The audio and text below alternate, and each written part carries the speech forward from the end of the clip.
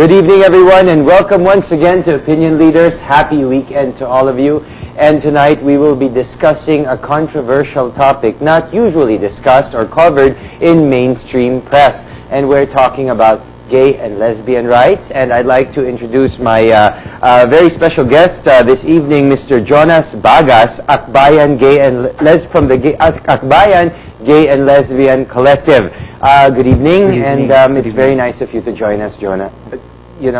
And this topic, I have much to learn, so I'm really going to just facilitate it because this is actually the first time that I'm talking about something like this. And the Philippines, being considered a predominantly Catholic nation and supposed to be, we're on the very conservative side. This is something that's not really talked about publicly. So I guess to begin with, can you tell us what exactly is gay rights? It's still, the whole homosexuality issue, I think, is a taboo still in our society. But gay rights is essentially nothing new. It's just an articulation of the basic and equal rights of lesbians, gays, bisexuals, and transgenders. Okay, I see.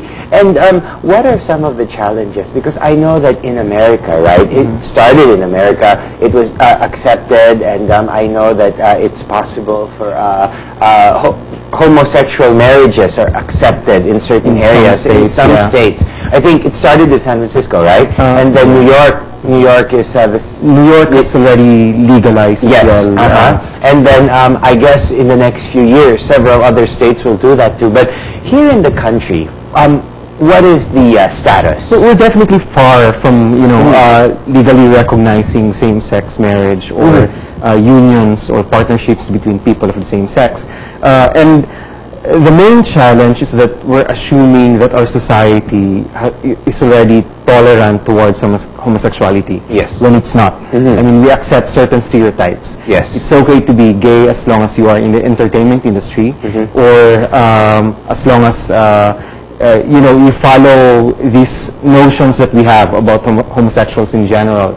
But once you transgress, you go beyond these stereotypes, that's when discrimination happens. Okay, and when you say when discrimination happens, Jonas, but the reality is, I'm not that young anymore, so I've pretty much observed society from the time that I was younger and seen it develop. As a matter of fact, I mean, let's be more general. There are certain jobs now that were not available 10, 15 years ago. There are species of animals, there are diseases and sicknesses that are present now that weren't, even hepatitis is like A to Z.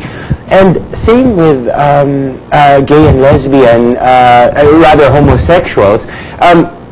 We can see that the numbers are obviously increasing, right? So shouldn't there also be a trend towards acceptance in society? I think the LGBT community has become more visible over the years, and we've seen somehow the participation in the annual LGBT Pride March has grown.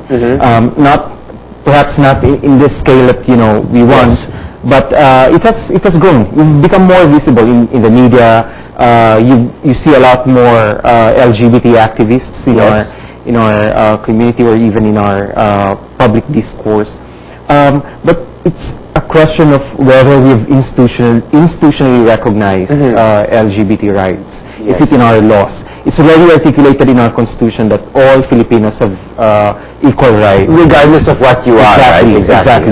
But that's not yet enabled in our laws, in our procedures, in our regulations, in our mechanisms. So, say if a gay man gets discriminated in a school, or if a lesbian gets dismissed in her workplace because of her sexual orientation, we don't really have the mechanism to provide redress to those individuals. So Jonas, what happens here is that the individual, of course we're all human beings, right? Everybody has feelings, and everybody, regardless of what and who you are, whatever age you are, I mean, we're just striving to make a difference in our lives, trying to better our lives, trying to, I guess, move towards peace of mind and happiness and success and all of that. So if this happens, in Tagalog, ano ang karapatan ng isang tao?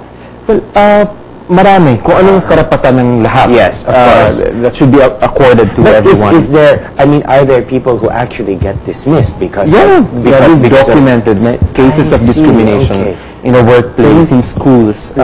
Say, if a student, there used to be a masculinity test imposed in some Catholic schools where the school administration would rank applicants according to their masculinity and deny enrollment to those whom they think are not, masculine enough. So you have several discriminatory practices that are still in place in our society. And the sad thing about this, right, is because if this happens to, let's say, people who are in high school or people who are still growing up, it does some sort of emotional and psychological damage, It does. It actually reinforces the climate of stigma that we encounter because of our sexual orientation and gender identity. So it reinforces the notion that we are immoral, that being gay is wrong, that it should not be accepted or tolerated. Right. And this climate happens the moment we realize that we're different. The moment that we tell our parents that we actually have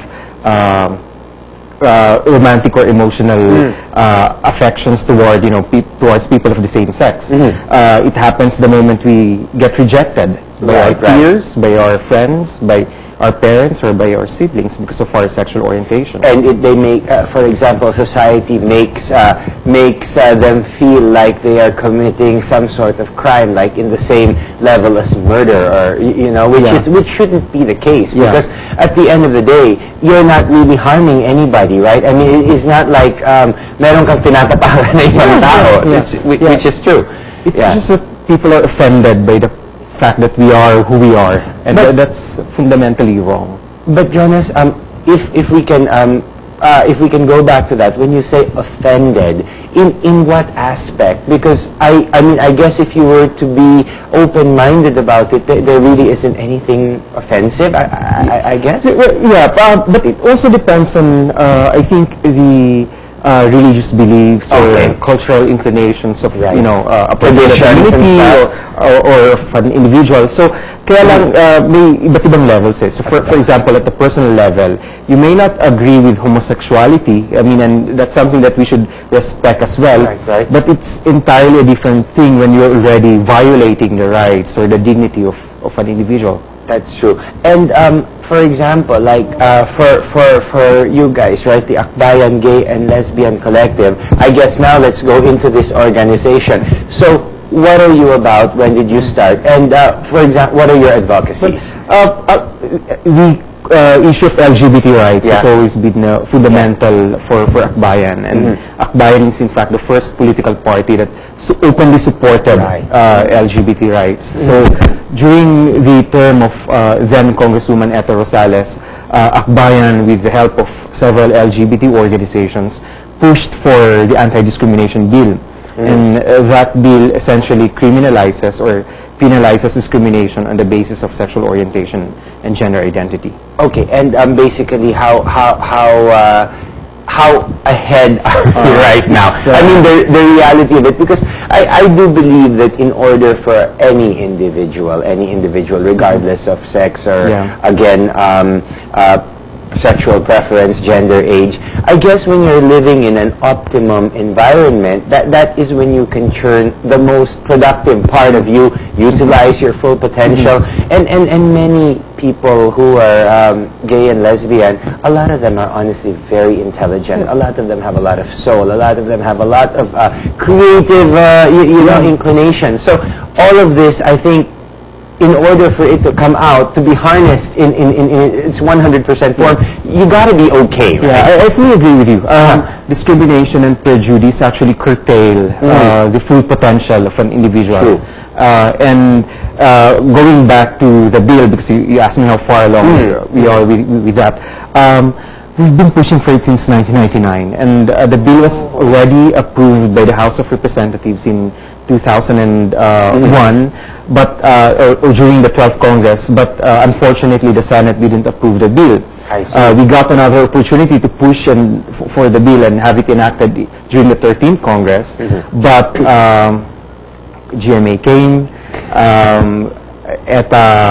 Who was then the chair of the Committee on Human Rights, was removed from the Committee on Human Rights, and she was replaced by a conservative representative, then Representative Bienvenido Abante. Okay. And Abante used to be a pastor, and he actively opposed the passage of the bill. So we're still pushing for that bill now, and we hope that with a change in administration, with President Noynoy Aquino, who's more supportive of sexual rights issues and reproductive rights issues, he'd be more open to the anti-discrimination bill as well. So, in other words, at least this is a good, the ambiance, or rather, is quite positive right we're now. hopeful. We're very much optimistic. Okay, and for example, though, if this is passed, for example, Jonas, what will change?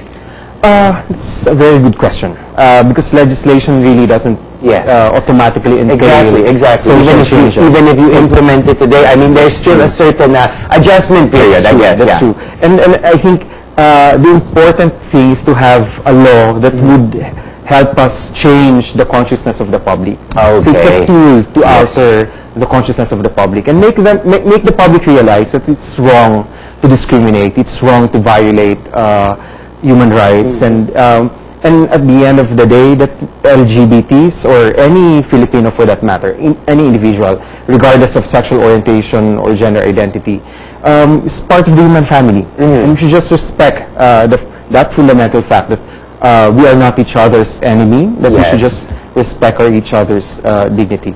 It's actually just as simple as, let's say, women's rights. Yeah. It's just the same, or rights against child labor, or even your right to your cuisine of choice, right? I don't like Chinese food, therefore I eat Japanese food. It's just as simple as that, really. I mean, to each his own, whatever it is that, as long as you're not violating anybody. Right.